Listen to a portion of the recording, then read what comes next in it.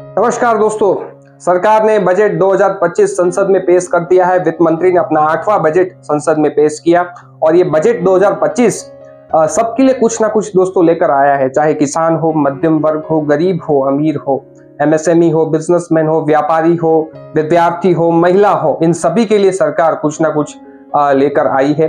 बहुत बड़ी घोषणाएं भी हुई हैं जिससे पूरी इकोनॉमी को बहुत बड़ा फायदा मिलने वाला है। और इस बजट 2025 की जो पूरा थीम है वो दोस्तों 4 पॉइंट के ऊपर फोकस रहा है। एग्रीकल्चर हो, इन्वेस्टमेंट हो, एक्सपोर्ट हो और एमएसएमईज हो।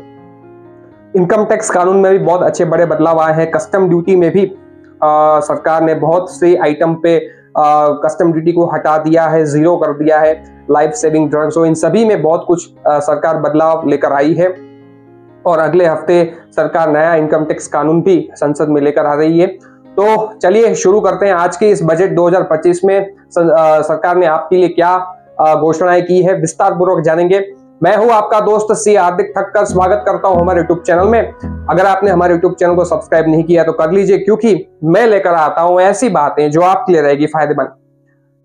इस बजट 2025 में सबसे पहले हम बात करते हैं एग्रीकल्चर सेक्टर की। तो एग्रीकल्चर सेक्टर में भी बहुत सारे सरकार ने बड़ा बदलाव लेकर आई है। किसानों के लिए हर वक्त से किसानों के लिए जो बजट सरकार अलोकेट करती है उसमें भी काफी बढ़ोतरी हुई है। और किसान क्रेडिट कार्ड की अगर बात करूं तो 3 लाख से बढ़ाकर उसको 5 लाख रुपए तक कर दिया, यानी कि शॉर्ट टर्म लोन जो किसानों को मिलता है उसे 5 लाख रुपए तक कर दिया गया है। एमएसएमई की अगर मैं बात करूं तो एमएसएमई क्रेडिट कार्ड ये एक नई स्कीम सरकार ने लॉन्च की है। जितने भी माइक्रो एंटरप्राइजेस हैं उनको भी 5 लाख रुपए का लोन इंस्टेंट मिल जाएगा क्रेडिट कार्ड के माध्यम से, सरकार ने ये कहा है। एमएसएमई में जो एमएसएमई की जो डेफिनेशन है उसमें भी सरकार ने बदलाव किया है, माइक्रो में, स्मॉल में, एंटरप्राइज में। तो इन्वेस्टमेंट के क्राइटेरिया भी उन्होंने बढ़ा दिए हैं। ठीक है, तो इन्वेस्टमेंट के अगर हम देखें तो पहले माइक्रो लेवल पे जो इन्वेस्टमेंट वो 2.5 करोड़ कर दिया है और टर्नओवर की लिमिट 10 करोड़ रुपए तक कर दी है।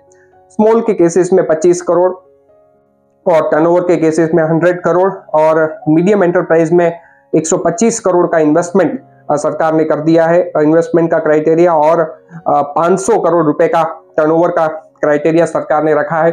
कस्टम ड्यूटी की अगर मैं बात करूं तो लिथियम बैटरी में भी सरकार ने बदलाव किए हैं। लिथियम बैटरी को पूरी तरह से एग्जेम्प्ट कर दिया है, जो कि mobile phone, EVs, LCD, LED TV में यूज होते हैं। तो इससे क्या होगा, ये सारे सस्ते हो जाएंगे और लिथियम बैटरी इलेक्ट्रिक व्हीकल के लिए भी अच्छा बूस्टअप रहेगा।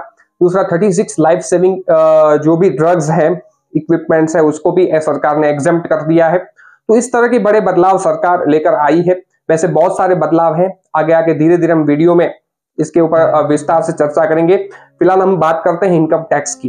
दोस्तों इनकम टैक्स जो मध्यम वर्ग परिवार बहुत लंबे अरसे से ये राह देख रहा था कि फिर से कुछ ना कुछ ऐसे इंसेंटिव दी जाए और कम से कम टैक्स लायबिलिटी को रखा जाए, तो सरकार ने आज दोस्तों 12 लाख रुपए तक की अगर आपकी इनकम है तो कोई भी टैक्स नहीं है, सरकार ने ऐसा कहा है।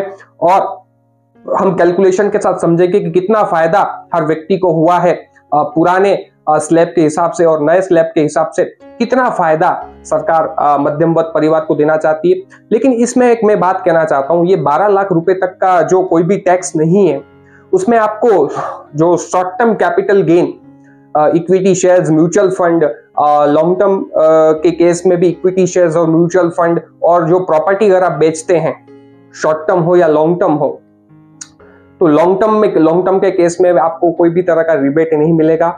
और शेयर्स की अगर हम बात करें तो शॉर्ट टर्म कैपिटल गेन और लॉन्ग टर्म कैपिटल गेन के केस पे भी रिबेट आपको नहीं मिलेगा। इसका वीडियो भी हमने डिटेल में बताया था कि आईपीओ में अगर आप पैसा लगाते हैं, शेयर बाजार में अगर आप पैसा लगाते हैं तो कितना टैक्स लगता है, तो उसमें कोई बदलाव नहीं हुआ है। तो उस पर तो टैक्स आपको देना पड़ेगा। लेकिन जो आपकी जो दूसरी इनकम है, चाहे सैलरी हो, बिजनेस इनकम हो या फिर इनकम फ्रॉम अदर सोर्सेज हो, तो इन केसेस में आपको कोई भी टैक्स नहीं देना है अगर आपकी इनकम 12 लाख रुपए तक है तो।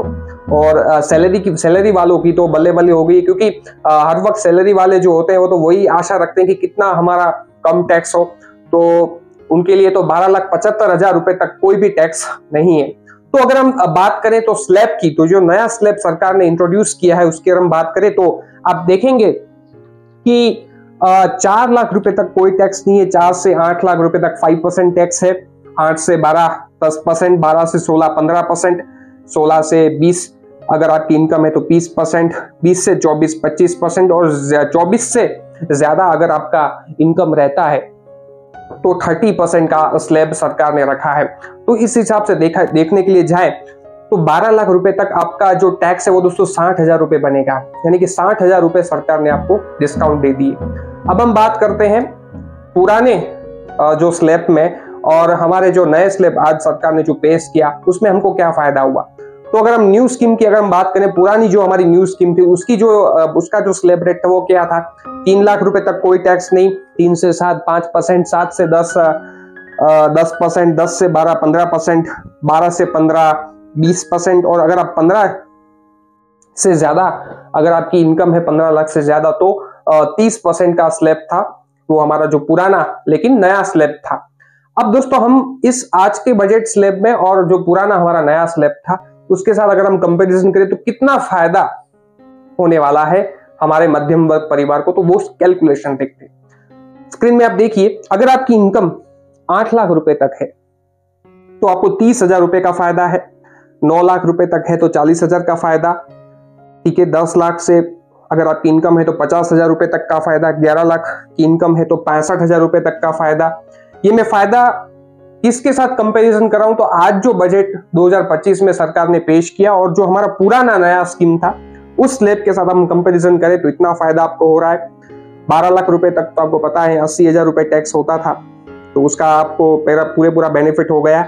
16 लाख की इनकम पे 50,000 का बेनिफिट, 30 लाख का अगर आपकी इनकम है तो 90,000 का बेनिफिट, 24 लाख की अगर इनकम है तो 1,10,000 और 50 लाख की इनकम है तो 1,10,000 रुपए का फायदा। यानी कि सभी लोगों को, जो हायर स्लैब वाले हैं उनको भी बेनिफिट हुआ और जो हर महीने जो 12 लाख 8 लाख 10 लाख कमाते हैं उनको भी दोस्तों इस सरकार ने इस बजट 2025 के माध्यम से सभी को फायदा किया। और भी कुछ बड़े बदलाव सरकार ने इनकम टैक्स कानून में किए हैं। सबसे पहले अगर हम बात करें तो ट्रस्ट की, तो ट्रस्ट में जो प्रोविजनल रजिस्ट्रेशन होता है, फाइनल रजिस्ट्रेशन होता है, तो उसकी लिमिट 5 से 10 साल के लिए कर दिया गया है। और टीडीएस में भी बहुत अच्छे बदलाव सरकार लेकर आई है। सीनियर सिटीजन के केस में 1 लाख रुपए तक का अगर उनकी बैंक में फिक्स डिपॉजिट रखा है तो या फिर कोई भी तरह का इन्वेस्टमेंट है तो 1 लाख रुपए तक का अगर उनकी इनकम है तो कोई भी टीडीएस नहीं काटेगा। और अगर आप सीनियर सिटीजन नहीं तो 50,000 रुपए तक कोई भी टीडीएस नहीं काटेगा। रेंट की अगर आप बात करें, अगर आप किराया देते हैं हर महीने तो भी आपको 6 लाख रुपए तक की इनकम पेमेंट तक कोई भी टीडीएस काटने की जरूरत नहीं है। प्रोफेशनल के केसेस में भी वो लिमिट 30,000 से बढ़ाकर 50,000 रुपए तक कर दी है। और 194Q यानी कि टीसीएस वालों को भी टीसीएस हटा दिया है और टीडीएस ही लागू रहेगा। अपडेटेड रिटर्न की अगर हम बात करें तो अगर आपने कोई भी साल अपना रिटर्न फाइल नहीं किया तो पिछले 4 सालों तक का आप रिटर्न फाइल कर सकते हैं। तो ये बड़े बदलाव सरकार बजट 2025 में लेकर आई है। धीरे धीरे हम पूरा बजट का विश्लेषण अलग अलग वीडियो के माध्यम से आपके साथ लेकर आएंगे, क्योंकि अब बहुत बड़े बदलाव सरकार अगले हफ्ते लेकर आ रही है। इनकम टैक्स कानून में भी बड़े बदलाव आएंगे। तो कैसा रहा बजट 2025 और कमेंट बॉक्स में जरूर बताइए। और कोई भी सवाल है तो आप हमसे पूछ सकते हैं। मिलता है नेक्स्ट वीडियो में, तब तक के लिए नमस्कार, जय हिंद, वंदे मातरम।